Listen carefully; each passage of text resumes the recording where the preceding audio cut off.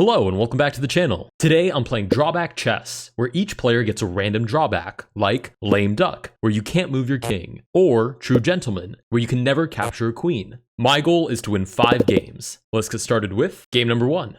You guys really like the Drawback video, and I really like Drawback Chess because it's like the super ultimate variant. Our drawback is Winds of Fate. Every turn you will randomly be unable to move either left or right. Okay. Additionally, I will be sprinkling in a couple of these drawback episodes, sort of like a mini series, but a lot of you guys said something about playing with something called high testosterone, where every single time you reveal the drawback to your opponent. So that's exactly what I'm going to do. And it seems on this turn, I can only play to the right. So I will reveal my drawback to my opponent. Unfortunately, that doesn't mean that my opponent has to reveal their drawback to me. On this turn, I can't move left. So let's move right again with knight to d2. We'll kind of play it like it's a London system. Whoa, look at those huge arrows. I forgot how bold these arrows are, but I kind of like them. They're kind of cool. We get bishop to d7, and it's very clear that my opponent has not decided to reveal their drawback to me. It seems I can play forward every turn though. Oh, never mind, my opponent just revealed it. Okay, your opponent revealed their drawback. Always check. It might be mate. If you are checked, you lose. So I just need to put my opponent in check? Wait, that's a huge advantage. Okay, let's start by developing some knights. I do have that 50-50 problem where I might have to move left or right, which is my drawback, but it should be pretty workable. Let's push a pawn forward. Okay, knight to f6, sure. Okay, I can only play right on this turn.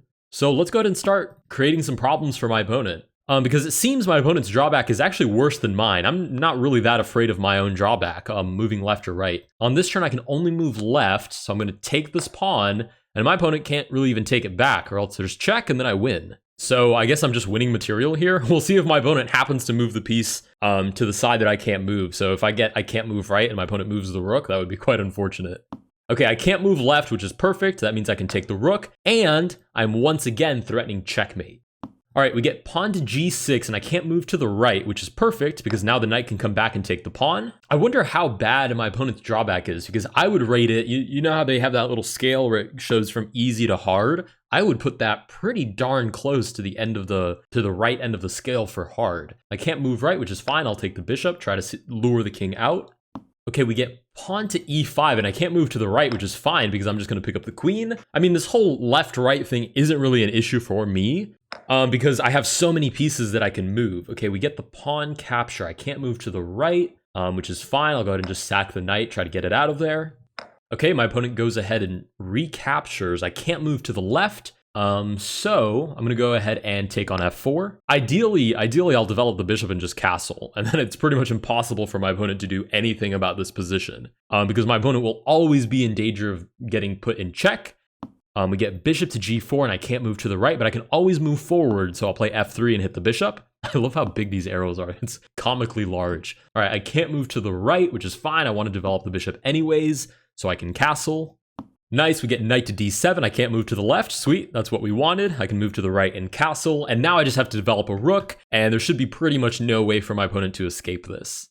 Nice, we get knight to d5. I can't move to the left, but again, I can always move forward. So, oh, actually, let's do this. Line up the queen, and then we have check as well. 2 different ways to give check. Not sure that it's possible to defend both. Maybe knight to e7, but then there's just queen sack. And that's straight ahead, so there's no way for my opponent to stop that. Or rather, for the random drawback to stop that move.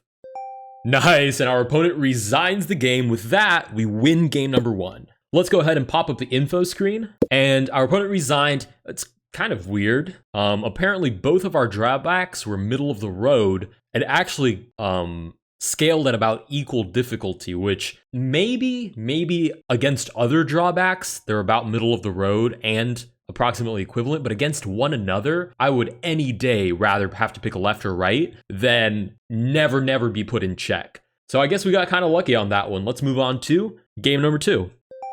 All right, game number 2, we get the white pieces. Again, we're playing high testosterone, so I'm going to reveal my drawback and play d4. Our drawback is you can't make a move that places the moving piece farther away from your opponent's king than it started. Okay, so it's basically like all of my pieces have to attract towards my opponent's king. I wonder how they account for weird distances like this. Because if it's like if it's like by files or by ranks, I guess that makes perfect sense. So let's go ahead and develop the knight. This will give us some information on how this works. My opponent has not decided to reveal their drawback quite yet. Hopefully they do it at some point. We get bishop to g4. So if I try to move my knight, okay. So my knight is, well, that's kind of interesting because my knight is one rank away, or rather one file away from the king, but it can still move a file further. So that's kind of interesting. Let's play bishop to f4. I might have to be a little bit careful because as I start moving my pieces towards the king, I will never be able to move them back. So it's a little bit scary. It seems pretty clear at this point that my opponent has no intention of revealing their drawback. So as far as I know, well, I know nothing. We get knight to f6. Let's go ahead and play e3. You can't make moves that place the moving piece farther away from your opponent's king than it started. So knight to h5 takes advantage of that because I can't actually move the bishop back. If I move the bishop forward and it gets hit by a pawn, it's as good as gone. So I'm basically going to have to allow this trade. Let's play h3 in the meantime and try to boot the bishop. I'm looking out for weird pieces, but since I've revealed to my opponent what my drawback is, I can't really write this off as a weird set of moves because it seems to just effectively take advantage of my drawback. Okay, knight takes. I'll go ahead and recapture with the pawn. I don't love playing with this setup, but there are players that actually do play this, where you play c3 and then you still play the knight on e5. It's a little bit weird because you have the doubled pawns, but it's not the end of the world. You get bishop to f5. Let's go ahead and offer that bishop trade. Okay, e6. Let's go ahead and trade, and then I'd like to castle. Wait, will it allow me to castle? Oh my goodness, I can't castle. I can't castle because it puts my king too far away from my opponent's king, or rather further away than it started. Okay, let's play knight to d2. That is actually a huge problem. Okay, it seems the workaround is, oh, I can't even move knight to b3. Holy moly. Okay, wait, maybe if my opponent castles, then I can castle right behind. Let's play c3. Let's make a waiting move. If my opponent castles, then I can move closer to the king, quote unquote, by castling my own king. Let's play this to hit the f5 pawn. That accounts for my opponent castling long, in which case I can castle long as well. Let's just play a3. I'm kind of just waiting at this point. Castles, nice. Now I can castle. Okay, cool. That's a good workaround to this particular drawback. Okay, a5. It's funny because in this position, I would probably try for a kingside attack anyways. So let's play, oh, I'd love to play king to h1. King to h2 I don't like because it lines my king up on f4. Let's play g4. I would really play for a kingside attack in this position anyways. And I promise that's not coping, but I can see how it comes across as such. Since I have these advanced pawns, I have some nice outposts to put my pieces on. Okay, my opponent is threatening to take on g4 for free. Let's take. With any luck, we'll get king to h8. I can meet that with king to h1, and then we can both fight for the open file. Okay, my opponent does take back with the pawn. Let's play. You know what? Let's do king to h2 anyways. If bishop here threatening the pawn, I'll play knight to e5. f6 is very, very scary, but I'll try for check, and we'll see what we can make of it. Okay, rook to e8 allows check. I'm definitely moving closer to the king, which is what my drawback wants me to do. Let's play this, looking for knight mate on f7. That would be spectacular if we could get checkmate on f7. Huge load off my shoulders. I have to admit, I don't really like this drawback. Okay, my opponent takes. If I take back with this pawn, it could open up the queen, which could be interesting. If I take with this pawn, it just opens up the center, which is not what I want, right? When you're attacking on the flank, you really never want to open up the center of the board because it allows pieces to fly through. Queen to e6. Interesting. Let's go ahead and try to double up our rooks, but I assume we're going to be met with rook to g8. I still have no idea what my opponent's drawback is. I haven't noticed any patterns in my opponent's play, like whatsoever. I think one of you guys said that there's like 150 drawbacks or something like that. In which case, I don't have a lot of hope. Let's go ahead and double up the rooks. Interesting that my opponent didn't meet me halfway with rook to g8. Might play that right now. Okay, my opponent takes on e5, I guess with no concern about rook to g7, which is what I'll play. And I'm not really concerned about these center pawns. I know I just said that I don't want to open up the center, but I'm more interested in trying to attack my opponent. Okay, queen to f6. Let's bring the knight into the party with knight to f3. Bishop to d6, taking advantage of the fact that I really can't move my king anywhere. If I take, my opponent takes, oh, can I even move the knight there? Okay, I can move the knight there. So if I takes, my opponent will probably take back with the queen. Rook blocks, pawn here is checkmate. Let's give that a try. I don't think it's better for me, but we only have 33 seconds left. And actually, I don't even know what time control we're playing. Is this 3-2? No, this seems to be just 3-0 flat. Interesting. Okay, let's play rook here, which does move the rook closer to my opponent's king. Opponent can't move the pawn because of checkmate. It's crazy. I have no idea what my opponent's drawback is. I'm very curious, very interested to see what we've been dealing with. Okay, if I take, my queen can't actually take back because it would move my own queen further away, but I can take my opponent's queen. Well, that's not ideal though. Okay, if I take, my opponent takes, I can't take back. Okay, I guess I have to. I have to take that. Can I move my king over at least to defend the f2 pawn? My opponent isn't recapturing. Was this a bluff? Maybe my opponent can't take queens. That would be amazing. Your opponent revealed their drawback. Medusa, any pieces that are currently attacked by opponent's queen? Oh, I didn't finish reading it. Hold on. Okay. Oh, so much stuff is happening. Okay, we win. First of all, we win game number 2. We win game number 2. I have no idea what's happening. Okay, let's throw up the info board. Okay, we won somehow. My opponent resigned. Your opponent's drawback was Medusa. Any pieces that are currently attacked by your opponent's queen are turned to stone and can't move. Wow! That is a terrible drawback. Holy smokes. So in the original position, my opponent had no choice. My opponent couldn't recapture the queen because technically my queen is threatening the rook. So by threatening the rook, my opponent can't take my own queen. Wow, that's crazy. Wait, what? I never noticed that anywhere throughout the game. Was that terribly obvious? I guess not. My queen never attacked anything of any real value, so it wouldn't have cropped up during the game. Anyways, with that, we win game number 2. Let's move on to game number 3. All right, game number 3, we get the white pieces. High testosterone, so we're going to reveal our drawback, and I'll just play d4. Our drawback is bipartisanship. You cannot move left twice in a row or right twice in a row. Okay, so this is kind of like a play on the first one that we did. So if I move to the right on this turn, then I have to move to the left on the next turn, so on and so forth. That shouldn't be terribly difficult to keep track of. My opponent has decided not to reveal their drawback. Interesting. Okay, knight to c6. Now we're going to move to the left. And then on the next turn, we have to move to the right. I assume this doesn't account for straightforward moves. So if I move straight forward, does it still flip from left to right? Okay, it does. Interesting. So moving forward will probably be like our cheat here. Also, my opponent knows that I can't move left and right, which will be quite terrible. g5, ugh. Super aggressive. If I take, I can't actually play check because that would be twice in a row moving to the right. So we'll just move the bishop back for now, which means next we'll have to move left.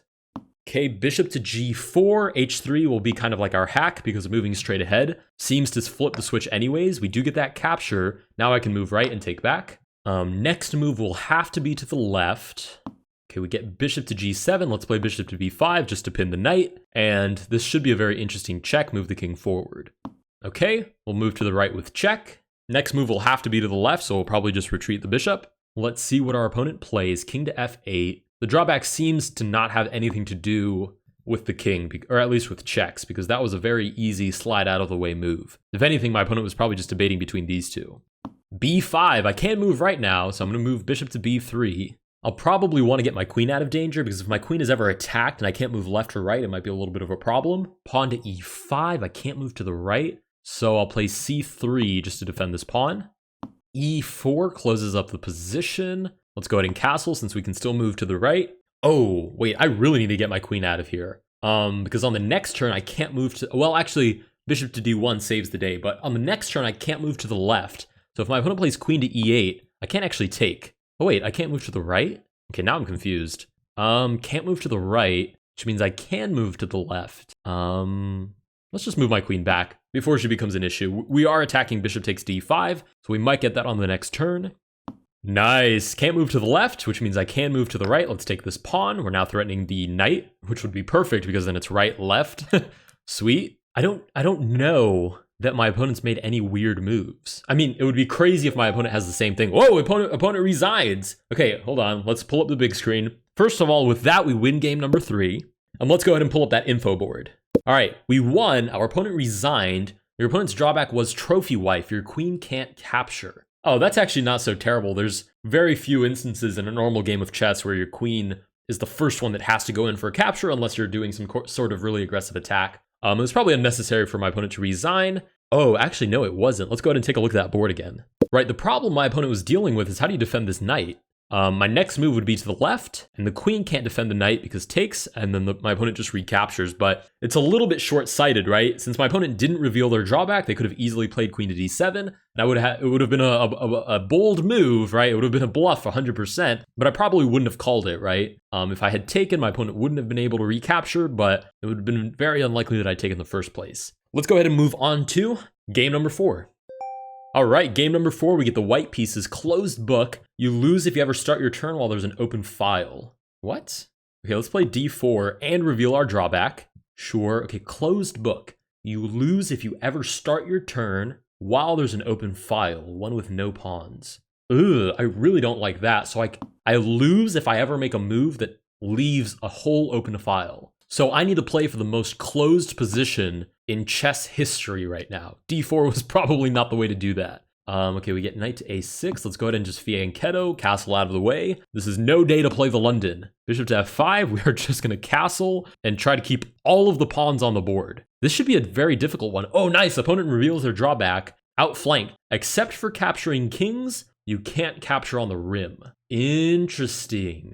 Very interesting. So I can place pieces here, for example, and my opponent wouldn't be able to recapture. Well, I quite like that. Let's go ahead and play c3. Let's play c3. I'm going for check, and I'm taking the knight. As far as my opponent's strategy, it should probably be to do exactly what my opponent is doing and try to get my pawns off the board. We'll go ahead and play check. Definitely threatening to take the knight.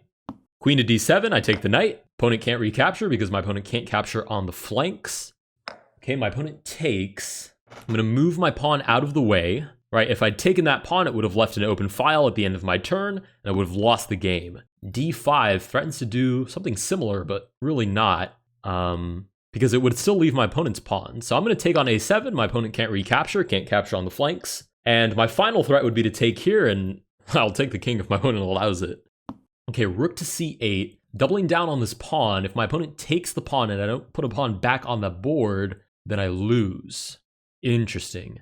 Can my opponent take onto a flank? Because that's really the only chance I have. If I do anything else like castle, my opponent will just take, and I have to put a pawn on this file, which will be impossible. So let's try queen to a8. Really my only hope. Okay, my opponent definitely... Oh, we've lost. Oh, my opponent can put themselves in check. What?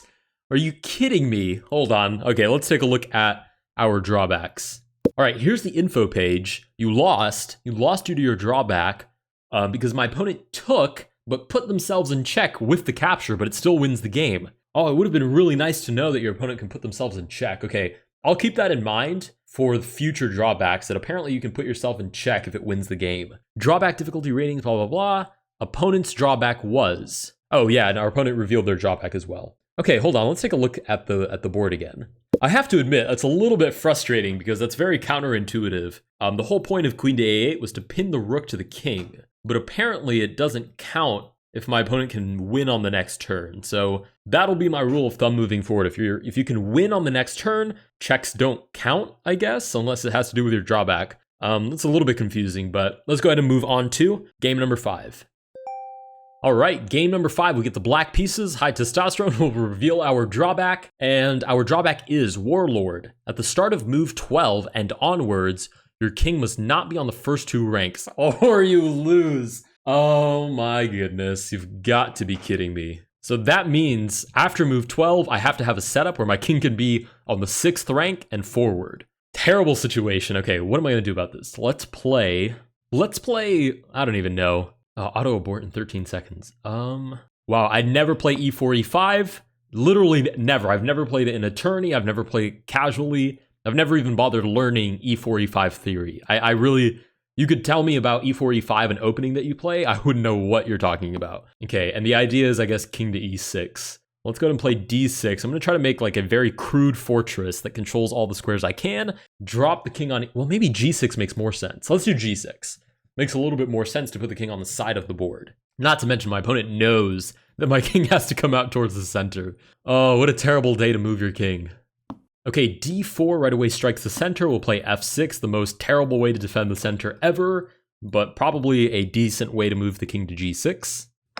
I'll probably need to play g5, h5 as well. Okay, we do get that capture. I'm going to capture with the f pawn. I'm not really interested in trading queens. Opponent has 2 minutes left on the clock. We're only 5 moves deep. Let's go ahead and counterattack that bishop. Actually, maybe I should be going for trades. I probably wanted to trade the queens because there's less attacking power for my opponent if the queens are off the board. Okay, h4, very clear as day. My opponent understands what my drawback is. We'll play h5 to stop the pawn, and I need to rush the king to g6 in 1-2 turns of the next 5 moves that I make. My opponent only has 1 minute 15 seconds left, but it covers the f7 square quite effectively, which is a huge problem for me. So, gosh, how on earth do I get my king to the second rank? I guess we go this way now. All right, let's do it. King to d7, king to c6 will be necessary, maybe c5. I have no idea how I'm going to pull this off, but I can't allow my opponent to stop me or else I automatically lose. Not to mention my opponent has 1 minute left. I'm very curious what my opponent's drawback is. Okay, I can't take back because my king. Ooh, and I can't play. Oh, and I can't play king to c6 because of this. Oh my goodness. Okay, wow, terrible situation. I guess I have to move back. And in the next 3 turns, I have to make my way to one of these 2 squares. Terrible situation. Let's see, 1. Even capturing the queen would lose me the game. Okay, I really see no way for us to win this. Knight to g6, let's go back to d7. Oh no, back to d7 means knight to e5. Let's see if my opponent spots it. If my opponent spots it, then it's pretty much game over for me. I'm going to play a Hail Mary move and hopefully throw my opponent off balance. Very unlikely though. Okay, it seems like my opponent's going to run down their clock before playing knight to e5. Position repeated once more and the game will be a draw. Well, I like the sound of that. Okay, so if I move my king forward, I just lose it. Let's move it back. With any luck, we get knight to g6. Please play knight to g6 and give me the draw. But very unlikely, though. Truth is, my opponent can play anything that isn't knight to g6. It wouldn't repeat the position, and there's no way my king can make it to 2 ranks ahead with 1 turn remaining. So let's play a Hail Mary and capture the bishop. My opponent will play absolutely whatever, and it's pretty much wraps for this game. Okay, we did lose the game. Let's go ahead and check out that info board. All right, you lost. Your opponent's drawback was lame duck. You can't move your king. Oh, I should have known. Oh, I should have known by the fact that my opponent hadn't castled yet, but I thought my opponent was too enthralled with the attack. Okay, apparently our opponent's drawback was a little bit easier than ours, and I would agree. Not being able to move your king, I would much prefer over having to move your king up 2 rows. Anyways, with that, we lose game number 5. Let's move on to game number 6. I'll admit I'm not the biggest fan, oh my goodness, of playing with high testosterone, but let's do it. Reveal your drawback. Our drawback is blinded by the sun. You can't end your turn attacking d5. Oh, my opponent revealed, very nice. Octomom, lose if your opponent captures 8 of your pieces. Oh, this should be pretty easy then, okay. So I can't attack d5 ever. So let's play this way, and we'll start with this trade. I just need to trade 8 pieces. So let's start with this trade. Not even trade, I just need to capture 8 pieces. Okay, that's piece number 1. Let's see. We'll play d6, try to develop the bishop. Nice. My opponent knows that I can never attack d5. Okay, we're put in check. Let's defend with the queen because I'd be happy to trade. I have to admit, I really like my odds on this one because not attacking d5 shouldn't be the biggest issue. We'll go ahead and take on f3. That's take number 2. Okay, queen takes back. Let's go ahead and castle. Bishop to d3. Let's go ahead and offer a queen trade, which would be trade number 3 for us. And I think in a moment, we're going to have to play like f5 or something like that to trade off this pawn. Pawns will probably be the easiest pieces to trade off. But since I'm getting rid of the major and the minor pieces, we will enter an endgame, so there should be plenty of opportunities to do precisely that. Okay, that's trade number 3. Let's go ahead and play f5, force trade number 4. Okay, knight to g5. I don't believe threatens anything new. I guess there's this. But we'll take on e4 anyways for trade number 4. We're approaching a critical point now. Let's play e5 to offer trade number 5. Bishop to d5 forces me to move out of the way. If check, then I just win the knight, so king to h8 should be fine. Wait, how many trades have I done? 4? 5? I think I've only done 4. So this should be capture number 5. Oh, I can't believe I've lost track. There's this threat now, but my opponent doesn't play it. Let's play knight to c6. I believe I need 3 more trades. Man, I should have been writing that down. Let's offer a rook trade. It's funny, too, that my opponent has played bishop to d5 to stop me from seeing the sun, which might make me forget what my objective is. Knight to e6. This would be trade number 6, trade number 7, and I don't have a way to force trade number 8. I'm going to take here, though, because losing the exchange shouldn't be that big of a detriment. Okay, rook takes back. Let's go ahead and try to force promotion. Not to mention, it's interesting. This bishop, I basically can never attack it because it's on that square. Oh, and I can't even take the rook, but that's a super trappy move. If I take the rook, then I lose because I'd be threatening the d5 square. Let's go ahead and push d2. Okay, rook takes c7. Now if I take, my opponent can't take back because I promote, I believe. And if I take, my opponent plays check. King here should be fine. Let's go ahead and take. That should be trade number 7. So I just need one more trade on the board after this. Okay, check. Let's go ahead and move forward. This might be okay. This might be totally okay for me. Not to mention, I think I can block with the knight because I'd take back, and that would be trade number 8 for me. Okay, rook takes back. Let's promote with illegal promotion. Oh, thank goodness it stopped me. Okay, let's not do that because it would protect d5. Okay, how do I take one more piece? Knight. Oh, knight there is illegal as well. Oh my goodness, I can't believe I'm trying to promote a pawn that I can't promote. Let's promote to a knight. Yeah, let's promote to a knight, threatening to capture this pawn, and that should be capture number 8. Okay, we're checked. If I move back, I'll probably get mated, so knight to f7 is necessary. King to h6 probably will be my saving grace. I think I just need to take one more piece. If I can take one more piece, I believe I win. Move the king out of the way, try to escape to g5. It's still losing, but my opponent has to prove that it's losing. h4, sure, I'll move, well, yeah, I'll move straight ahead, I guess. Well, if I move straight ahead, there's check. I move ahead again, I lose the knight. Knight here. How do you defend this pawn? I think I can win this if I counted correctly and I just need one more capture. If I really do just need one more capture, I think I'm winning. Okay, bishop to f3. Let's march the king forward again. Super sketchy position, but we might be able to get away with it. This is exactly what we calculated. Knight to e5, threatening to take the pawn, and I believe that's the last capture that we need. Nice, bishop to e2. Can I take? Nice, and we win our 6th game. That's game number 4. Let's go ahead and pop up that info board. Nice, we have 4 wins under our belt. Our opponent's drawback was exactly what we said. I don't know why I really popped up the info board. But apparently our drawbacks are relatively easy, which is really interesting because I found that quite annoying that I could never threaten d5. But I guess we played on the flanks and found our way around it. We have 4 victories under our belt of the 6 games that we've played. Let's go ahead and move on to game number 7. All right, game number 7. I have the black pieces. Hi, Testosterones. We're going to reveal our drawback. Guerrilla tactics. After playing a capturing move, you must return the capturing piece to its previous location if possible. If possible. Interesting. So if I ever take a piece, I have to go back to the square I came from if my opponent hasn't already occupied that, yeah, I guess I would be able to return. So I guess the only way it wouldn't be possible is if the piece is like immediately pinned or something like that. Okay, so d4, let's play d5. Or I guess, right, if we get c4, I take, my opponent recaptures, the piece is off the board, so there's no way for me to go back. I guess that's what the if possible clause is there for. This shouldn't be too terribly difficult, I don't think, because most captures that you make, you usually can go back to the square before. So let's play knight to f6. Like for example, if my opponent takes, I take back, I can just move knight back to f6. The only issue is if we're putting check, then that could be an issue because if I have to move back, then I lose the king. Does that fall under if possible? I'm not really sure, to be honest. If I'm placed in check, is it considered possible for me to move my knight back? Probably a little bit premature to be considering that, but I think it's worth noting. So since I don't have that answer, I'm probably just going to play e6, bishop e7, and then castle right away. Okay, we get bishop to f4. Let's play e6, a little bit passive, right? Locks in our own bishop, but looking for bishop to e7 and then castling as quickly as possible. I don't want to find out the hard way how this whole capturing thing works. I will say our opponent is taking a decent chunk of time, already down to almost halfway. Okay, I think this is a good example. I think I can just take. My opponent takes on d5, I play back, oh, and then there's knight takes c7. Wow, that was a very, very creative play by my opponent. Let's play bishop to d6, offer a different trade, and then I can always move the queen back. Or, wait a minute, oh, this could be a good workaround. I take with a pawn, and a pawn can never move back, so if possible, it's immediately impossible, and then I can move whatever I want after. Interesting, I like that. We'll take back with the pawn. Impossible for the pawn to move back, so I just castle on my next turn. Nice, we get pawn to f3. Definitely tempting queen to h4, but I'm going to go ahead and castle. I wonder what my opponent's drawback is, and if it explains this, because that's very strange. Okay, pawn to g5.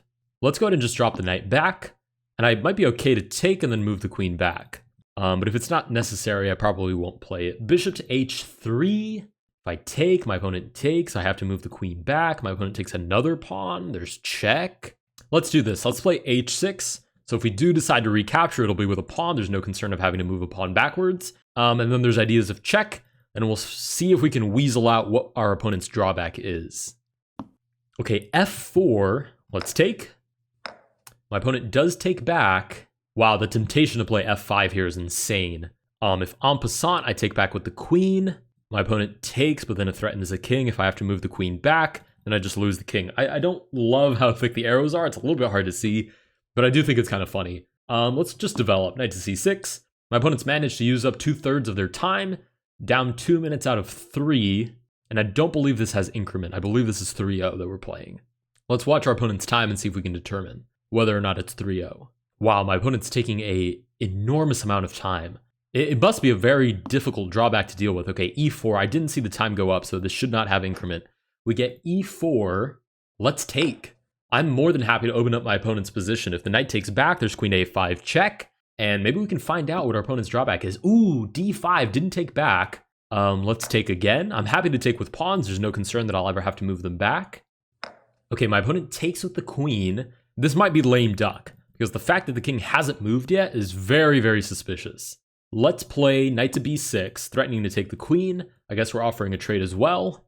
16 seconds left for my opponent, cutting it close here, about as close as you can get it. I mean, at this point, I might be able to play just anything I want and just flag my opponent. Ooh, 6 seconds left. Queen takes on e4, which seems rather unfortunate since we do get this pin. Grabbing the queen. 3 seconds to deal with this. 2, 1. Queen takes, we'll take back with check. Oh, there is delay. My opponent took back and got extra seconds. Oh, 2 extra seconds. Oh, it's 3-2 that we're playing. Knight to e2, very suspicious. I do have to move my queen back though. So I'll play queen back to d8. And we win. Our opponent flags.